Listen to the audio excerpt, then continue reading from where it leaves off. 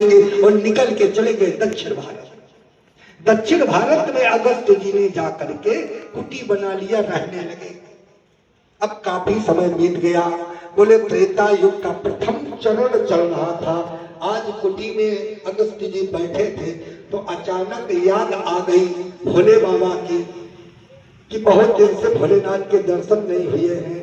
तभी भोले बाबा तुरंत तैयारी बनाई कि चलो अब जाते हैं अगस्त ऋषि के पास। और जब तैयारी बनाई तो काफी समय शादी के हो गए थे और सती जी को कहीं घूमने को नहीं मिला। भाई देखो, जब शादी होती है तो नए नए में शौक होती है नहीं होती? नहीं बोले फलानी जगह चलो, ढिकानी जगह चलो घूमने के लिए। इसलिए घूमने के लिए कि जो हमने दान दहेज में हमको ये इतना जेवर आदि इत्यादि मिला हुआ है तो ये कुछ लोगों को हम दिखावे।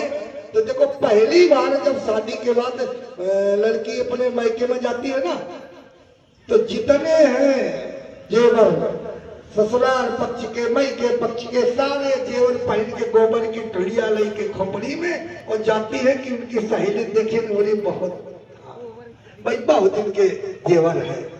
एक हार नहीं, तमाम हार फार सब जो है पूरे। क्यों? अब तो 4-10 दैया पहनने के बाद फिर मन हट जाता है। तो दिखाने की वजह से सती जी बार बार सोच रही थी कि कहीं हमको मिला नहीं मौका इधर। जैसे भोलेनाथ ने अपनी गाड़ी निकाली, मतलब अपना वाहन, हाँ, भोले बाबा ने, और अपना सजाना शुरू किया तो सती जी ने सोचा कहीं जा रहे हैं, आज घूमने को मिलेगा है? हाँ, तो पूछने लगी कि कहाँ जा रहे हो? भोले बाबा ने कहा जा रहे हैं अगस्त जी के पास।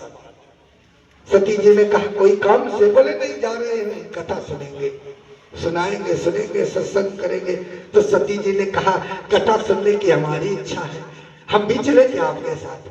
अरे भोले बाबा ने कहा कितनी अच्छी बात है, कथा सुनने के लिए जो जाता है, जो सुनता है, उस पर मैं बहुत प्रसन्न होता हूँ, बिल्कुल तैयार हो जाओ।